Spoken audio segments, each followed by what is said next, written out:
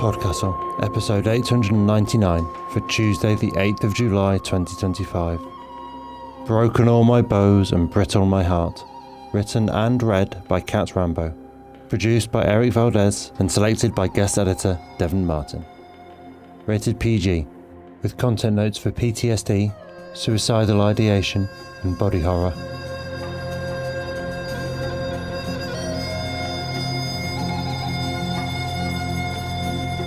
Good morning, good day, good afternoon and good evening, and welcome to PodCastle, the flying castle of fantasy fiction.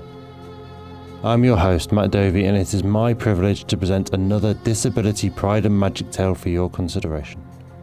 Broken all my bows and brittle my heart by Cat Rambo, narrated by the author themselves. This story was first published in Unlocking the Magic in 2019, an anthology about changing the narrative on mental illness and telling stories of strength and perseverance, of getting help despite the darkness. Not the myth that getting help will kill creativity and magic. Not the story our society tells about mentally ill people, that art and magic must come from suffering.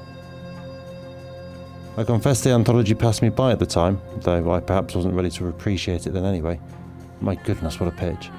If anyone discovers where you can buy the ebook still, because I can't find it, then please let me know. And it's a pitch that aligns remarkably well with our own for this special month of disability stories. To quote the original post where we put the call out, disabled people, where we appear at all, tend to be left on the sidelines or treated as passive sources of inspiration, or worse, ridicule or disgust. In fantasy, we get our difficulties erased with superpowers or magical cures. We're looking for stories that defy these trends. We want to see stories that show the dynamic nature of disability, that grapple with ableism, internal and external, and that ultimately see us as fully human. As you'll see in a moment, there's a reason this week's story ended up published for both calls. Your author and narrator, Cat Rambo, is an enigma wrapped in a faded t-shirt. Find out more about them and the writing school they run at catsrambo.com. And now pay attention, for our tale is about to begin, and someone to listen is the first step on the path.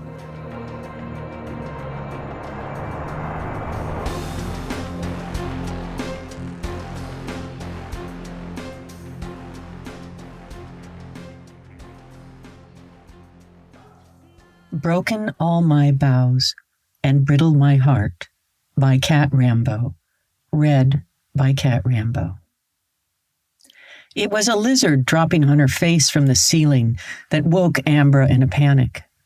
They ran back and forth all night, feasting on spiders and midges and the slower moths, but they were sticky-footed and rarely lost their grip. This one scampered away while she smacked herself in the face, much harder than she'd intended, so that she saw stars and bit her tongue all at once. Dawn, seeping gray, outlined the window, showing the shutter slats as faint lines of light. She nursed her tongue, which felt awkward and painful in her mouth, and swallowed blood as she swung herself up and out of bed, abandoning thought of sleep. Once she'd had a soldier's knack of being able to sleep anywhere, any time, but nowadays that skill was long gone, and she was lucky to pluck a few uneasy hours from a night.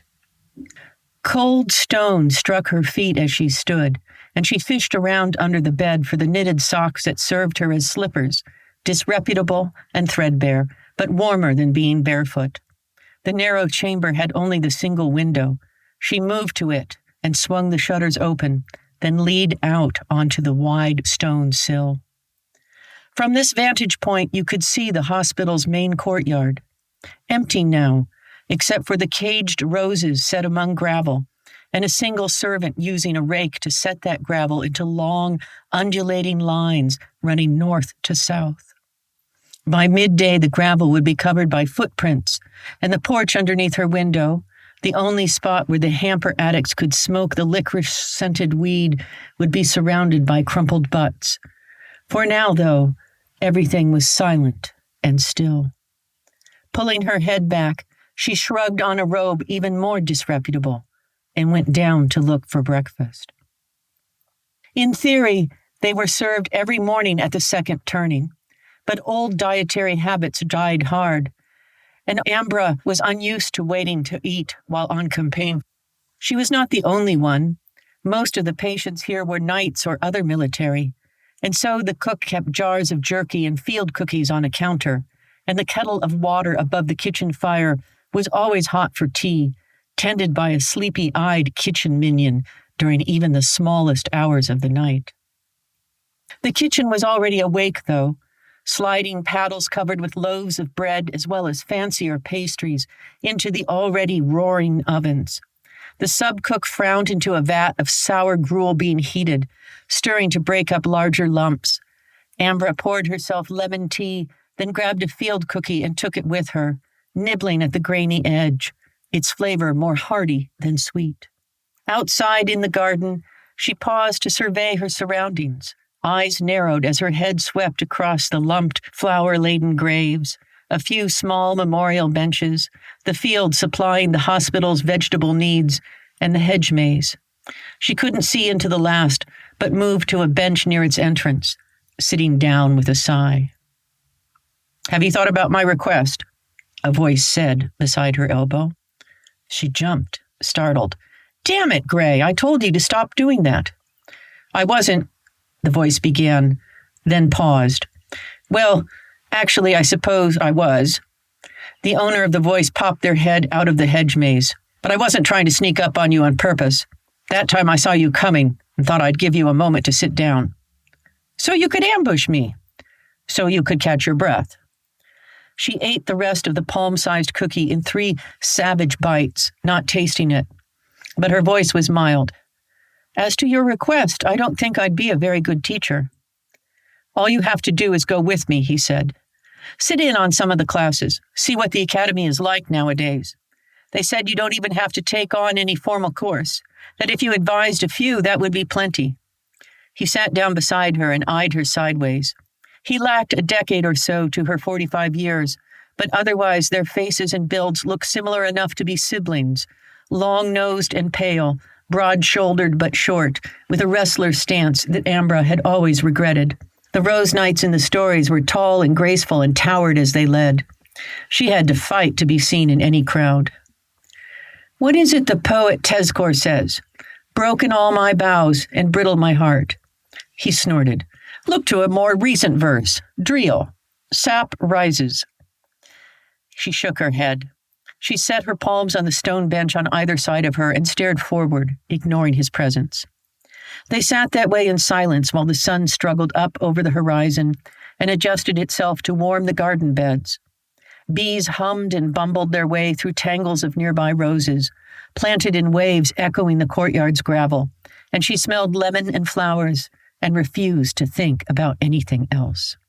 The only difference between them was the armor Ambra wore, bark and thorns growing directly from her skin, the sorceress augmentation every knight suffered during their early training, the magical plants whose roots ran through their bodies, strengthening them, the same roots that would someday encircle their hearts and tighten until they burst. Nothing of the process could surprise a Rose Knight. It was explained over and over to you, first informally, multiple times, until you took the first set of vows, and then again, 3 full times before those vows were over. You knew you would die of it eventually. You knew that the ceremony laying the plant into your flesh would be long and painful, so very painful. You knew that the pain would be worse than anything else you would ever endure until the moment the plant killed you. You knew that you'd be isolated from your fellow humans by it, forever fending them off, literally. She thought about this in the afternoon while Gray was working on her shoulders, checking the wood for signs of rot or dryness, trimming away spiky bits, blunting others, not enough to really hurt, just throb angrily for the next day or so. When he left, she went walking in the hedge maze.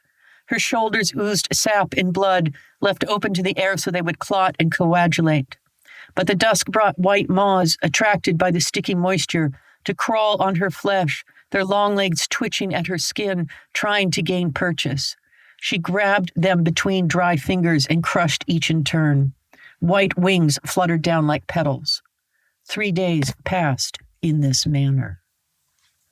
On the 4th day, she was brought before 3 doctors, and their assistant, a vast round of flesh. They did not speak to her. One gestured for her hand, which she extended. They took it, squinting down angrily at the bark covering the knuckles and back, then took out a rasp and scraped away at it until living flesh was revealed. She bit her lip, but did not protest or allow her expression to change. They held the naked back of her hand against the pillar of flesh. It was warm and unpleasant and squirmed against her skin. After a few moments, a green tinge crept out from it, from where her skin touched it, and spread like a bruise across its skin. They murmured among themselves, but she did not understand what they were saying and supposed it was in the secret tongue of sorcerers. The Rose Knights had their own set of signs, but that was because in the heat of battle sometimes you could not hear, and hand sign gave you both something to fall back on as well as easier to understand at a distance. They were signs like danger and go right and spy. When the doctors were done, one took out a long knife and cut the living lump in half. It twitched and stopped moving.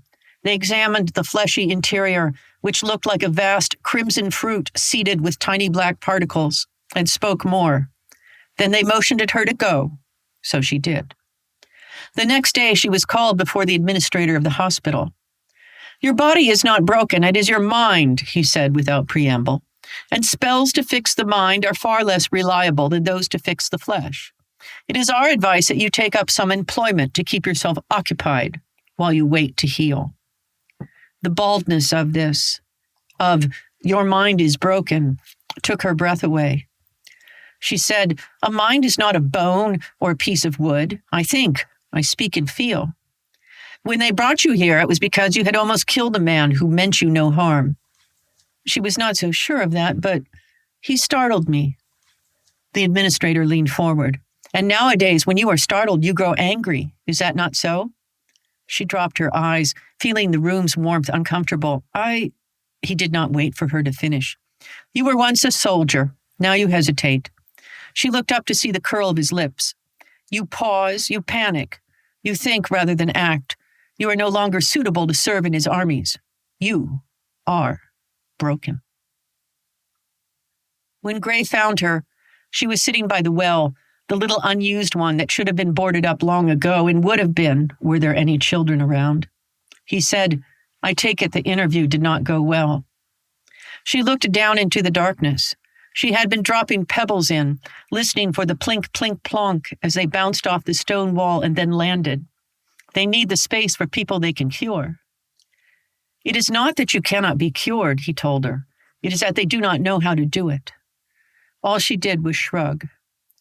Nonetheless, the next day when he said he was going to the school, just to see what it was like, she agreed to accompany him. The school was on the coast, an hour-and-a-half ride away. They did not take an escort. At first, the sky overhead seemed oppressive and huge, but gradually it lightened, and the sky seemed bluer, and the air clearer than it had been for a long time. She and Gray did not speak much as they rode along, but when they did, they spoke of light and little things, old jokes and favorite memories. As the gray building that was the school grew closer on the horizon, though, she grew quieter and quieter, and at length Gray stopped asking her anything. The school was perched on a cliffside, slumped like a hawk watching the pass, and the way up was a long switchback lacing its way up the mountain. At each landing, it widened enough to pause and overlook the long fall of air and slide of shaly rock to the mountain's front. They stopped halfway up to drink the last from their water skins. She could feel Gray watching her as she stood looking out across the empty air. At the school, faces pressed in all around her, eager and impatient. She tried to remember what it was like back in her day when they had visitors who were actual knights. She could see them looking at her armor and wished that she had let Gray take better care of it. They deserved to see something splendid, not shabbiness. Though, if they saw the shabbiness, would they not have a better understanding that all things pass? That you can be the fated leader, the champion, the shining one, and then it can all come crashing down and you do not know what you are anymore. The air felt hot and heavy in her lungs. She gestured and Gray said sharply, "Fall back." She could sense their disappointment as they did so. Heroes should not show weakness, Not if you planned on being a hero yourself someday, and that was what every girl and boy here dreamed of. You did not come to the Rose Nights unwillingly. You came full of noble responsibility and solemn dedication, knowing all the honor that accrued to your family in perpetuity. But her family was all dead, she thought, with the exception of a few scattered cousins. Did anyone even think of her any more in a familiar way other than Gray?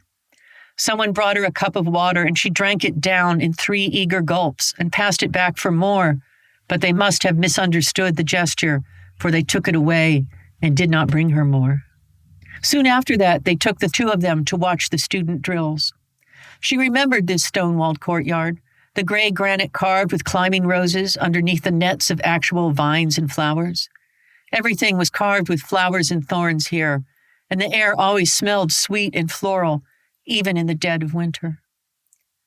The first thing she noticed was the girl in the back row. Not the ones in the first few rows, full of eagerness and talent, most of them taught how to wield a weapon since they were small, sometimes by family members, more often by expensive tutors. No, the girl in the back row barely belonged here, and she knew it by the way she moved, full of hesitation and fear. That was not the sort of student Amber had been at all. She had been precise and sure and strong. A foot slipped sideways, and the girl in the back row tripped. The owner of the foot sidled back as though nothing had happened, and the girl, flushed with embarrassment, struggled to recover her footing. The instructor said nothing.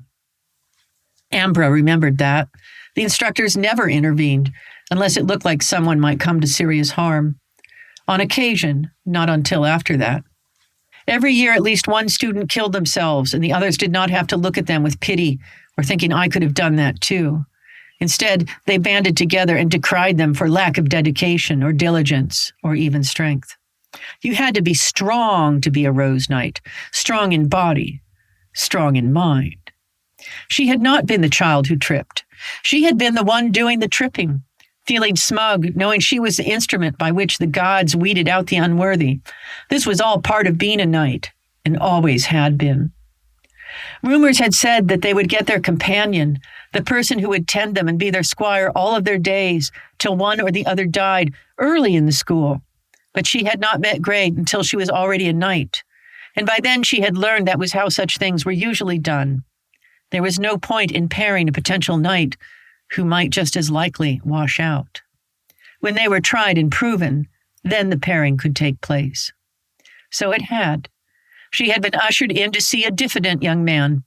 She had thought once that the companion should be taken from the ranks of the failed knights, but with time she had seen how unsuitable that would have been, and how the companions, who had never dared aspire to be knights, had their own quiet dignity. Gray had come from a fishing village on another coast, the 4th of 6 children, and he had chosen this path, even though it was not one many from his village followed. Where her changes were on the outside, his were internal.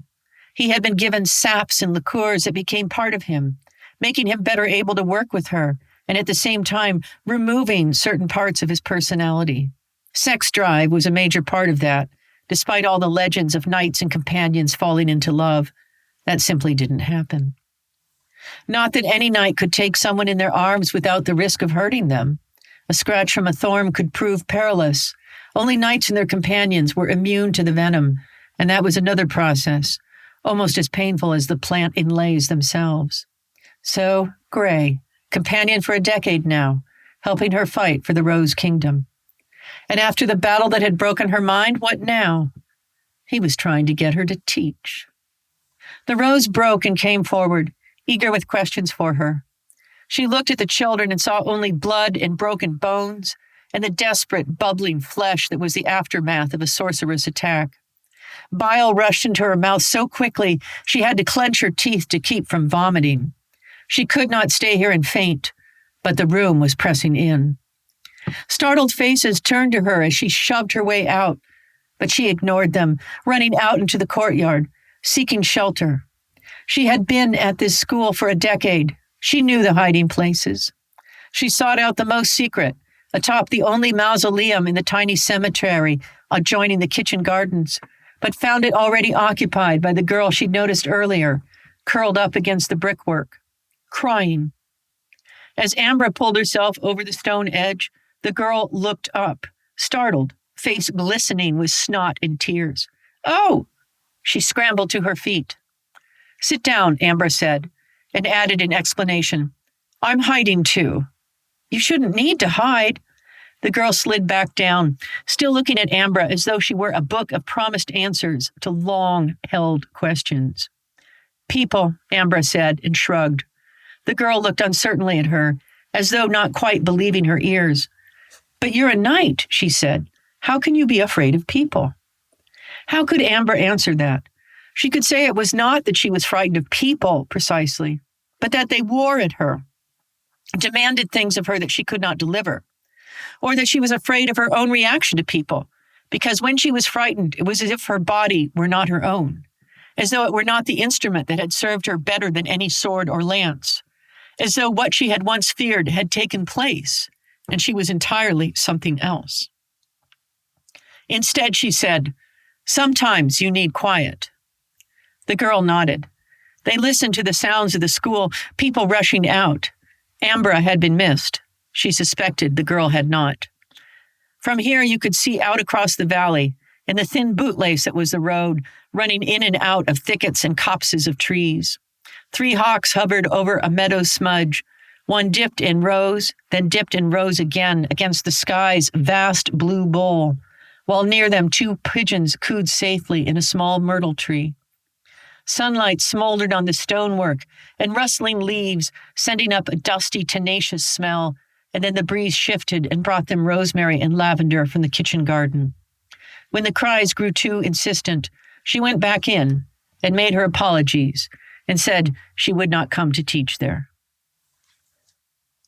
Gray was angry with her. She could tell that, but he had never been prone to outbursts. They rode in silence until the attack. It came at a turn in the road she remembered from the other side of the trip, a place she'd noted and thought, this is where I'd place an ambush if I were a commander, so perfect for it. And then they'd ridden on and she'd forgotten entirely about it. Bandits would not have attacked a knight, but she wore an ordinary cloak. They would have thought the pair easy prey the way they swarmed out of the covert, perhaps a dozen of them, desperate, ragged peasants, armed with scythes and spears, and slings she had mended as a stone whizzed past her ear. Those were deadly. Those could take out an eye or even smash through that and into the brain. She knew what she should do, pull her sword and spur her mount, drive it to smash into the mass of them. But it was no longer a rose horse, augmented as she was, just as armored and fearless, and so she hesitated, didn't urge it forward. She had killed before. Why was it so hard to lift her blade now? Beside her, Gray had no such hesitation. He carried, as always, a steel-capped quarterstaff, the sappy wood as hard as iron, and it took out the 2 leaders.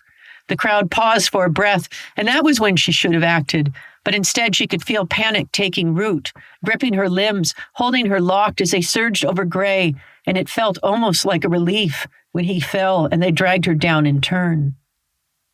They could have died, but someone had been watching from far above, crouched watching them from the mausoleum's top.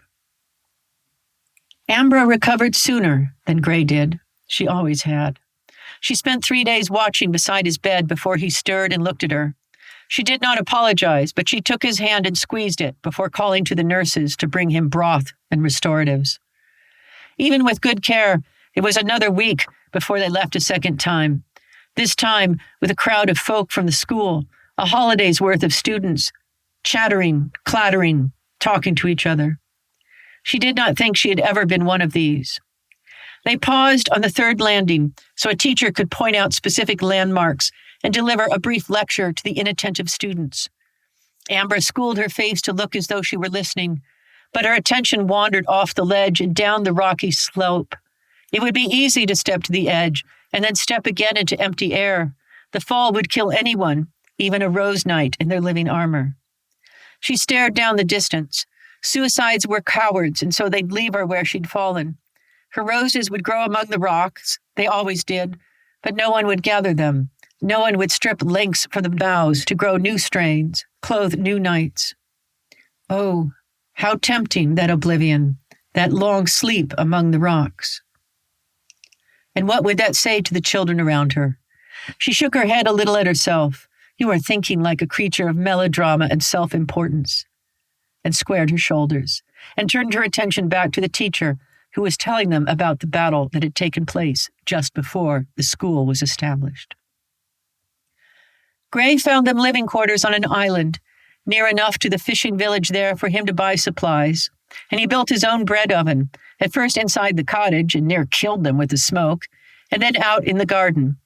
This time of year the weather was at its best, though only in a white moon or so, the wind would take on an edge colder than any blade, and winter would whittle away at the vegetation till only stubborn brown and gray bark remained.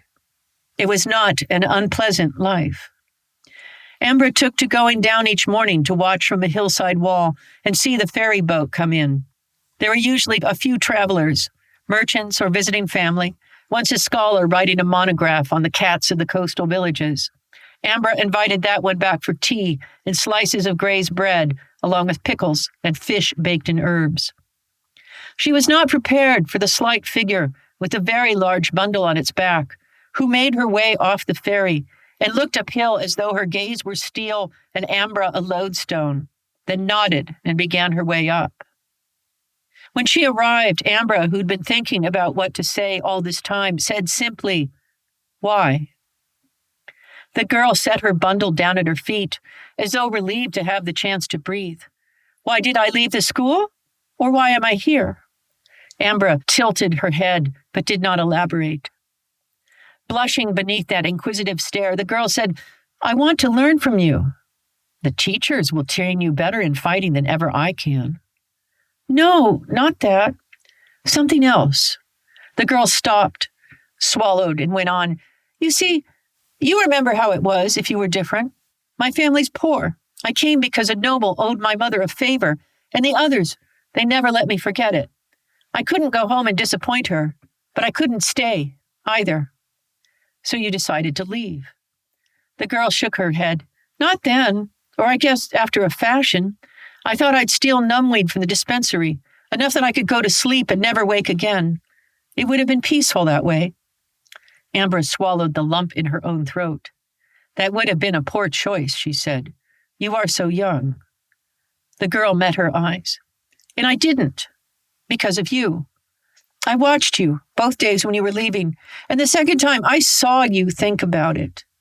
You looked out over the valley and down, and you took a little step closer, and I thought, wherever she goes, I will follow. And then you turned around and looked at all of us and smiled, just a little, and shook your head and went back to your horse. And so here I am. Girl, what is it that you think that I can teach you? To persevere, even in the face of my limits." Her eyes were earnest. "Broken all my boughs and brittle my heart. And yet," Gray's voice in her head and the girl's green eyes, "sap rises."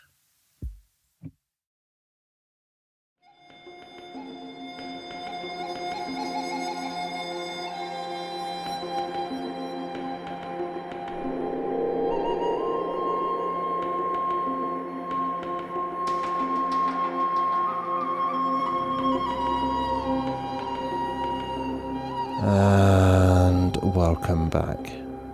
That was Broken All My Bows and Brittle My Heart by Cat Rambo. And if you enjoyed that, then there are ample other stories awaiting in our archives, from all the way back in episodes 16 and 22, Magnificent Pigs and Dead Girl's Wedding March respectively, through 5 shorts, 2 miniatures and a giant episode, up to episodes 535 and 536, The Threadbare Magician, in 2 parts. They also have 7 stories on Escape Pod and episodes on Pseudopod and Cast of Wonders, so rather than fill the rest of your commute/housework chore with that long list, I'm going to instead recommend you go to our website, click on Kat's name in the post for this episode, or search our sites for their name, and follow all the links from there. You'll also find yet more on their website, catrambo.com. Not just short stories and novels, of which there are oh so many, but also lists of writing resources and information on their writing classes, which are excellent. On today's story, Kat said simply this: This piece was written for an anthology dealing with mental illness in fantasy. As a PTSD survivor, I wanted to talk about what happens in the journey towards recovery. Thank you, Kat, for the context and the story. It is no great insight or revelation for me to point out that mental health is still frequently a taboo subject, and that the best way to deal with it on a personal and a societal level is to talk about it, though that is, of course, an emotional burden that then largely falls on those people least able to push their way through yet one more emotional burden. It also, though, presupposes that one can recognise a given mental state as unhealthy. It's easy to tell when you have an issue with your physical health because we have nerves and pain receptors to tell us, and because our bodies have mechanisms for physical healing such that we have all generally known our personal baseline of healthy, and so can tell when something is wrong relative to that. Mental ill health, though, is more insidious, and not only because we must necessarily use the same unhealthy meat that's struggling to identify that struggle, and new ideas, or any ideas at all, are very hard when you're suffering depression, but also because so often it's always been that way, and so far as each of us is aware, that is the baseline. And this is the real kicker, I think. Even if our own bodies are always physically unwell, such that there's a miscalibrated baseline there too, we can still recognise the illness because we can see other people's physical bodies all around us. If you'd never been able to jump in your life, you'd still know that wasn't right because you'd see basketball games. But mental health? We see inside our own heads, we think, therefore we are, but we've no way of knowing what's in other people's heads except with the meagre, limited vector of words. We can't see that the incessant anxiety that exhausts our every moment isn't a burden most people carry. We can't see that the intrusive thoughts lancing in like lightning aren't a common experience. We can't see that traumatised reactions aren't healthy. Can't see a healthy baseline to understand the ways in which they're a distorted overreaction to a prior and different event. Which is exactly why talking about mental health is so important. All mental health. We need to know the good as much as we need to know the bad, the healthy baseline as much as the symptoms of poor mental health. My God, it took me 38 years to get my autism and ADHD diagnoses because I had no way of knowing that not everyone else was thinking along the same paths I was. I just thought they were better at handling them, not that they had entirely different routes through life or through their own thoughts. It's the Plato's cave of mental health. If all you've ever heard is an internal cacophony of voices constantly criticising and scaring and belittling you, how are you to know that's anxiety and you can get help with it unless someone else tells you there's a world outside the cave with a measure of peace and self-acceptance? And I do think that a measure of peace and self-acceptance is within reach for us all. Not everything that ails us can be cured, almost none of it is even understood properly. But I know from my own experience that simply understanding it is not your fault, that you are not uniquely incapable, that you are and always have been operating with a handicap, is relief of its own kind and lessens the burden. And what are we even doing here if we're not trying to help with each other's burdens?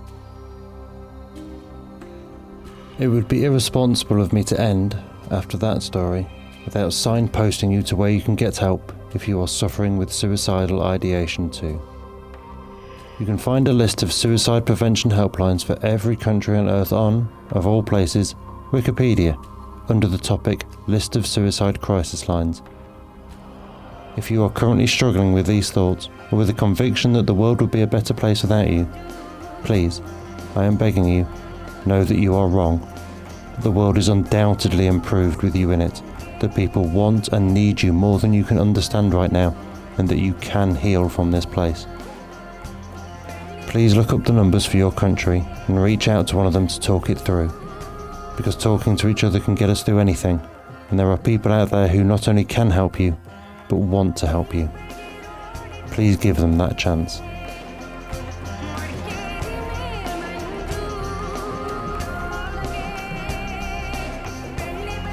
That was our show for this week. On behalf of everyone at PodCastle, your co-editors Wanini Kamamia and Devon Martin, assistant editor Caitlin Zavanovich, audio engineer Eric Valdes, and our many wonderful first readers, Andrew Cahoe, Balawan Conte, Craig Jackson, Amalia Harrington, Julia Patt, Kieran Corsini, Tanya Barry, Tava Nova, Tierney Bailey, Zeev Witties, and myself, Matt Dovey. Thank you for letting us share another story with you. The legal bit. PodCastle is part of the Escape Artists Foundation, a 501c3 non-profit, and this episode is distributed under the Creative Commons Attribution Non-Commercial No Derivatives 4.0 International License. That means you can share it, and please do, but you cannot sell it and you cannot change it. If you want specifics, check creativecommons.org. Our music is by Shiva in Exile. Everything we do on PodCastle is 100% donor funded, and if you'd like to support what we and the rest of EA do, please join us on our Patreon at patreon.com/EAPodcasts. Prefer another method? There's details for supporting us via Twitch, Amazon Prime, Ko-fi and PayPal on escapeartist.net, and you can email us to ask questions at donations@escapeartist.net. We'll be back next Tuesday with another fantastic tale. In the meantime, you might care to check out our sister podcasts: Escape Pod for science fiction, Pseudopod for horror, Cast of Wonders for YA speculative fiction, and Catscast for speculative cat stories.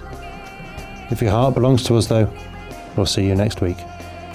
Be safe and be kind.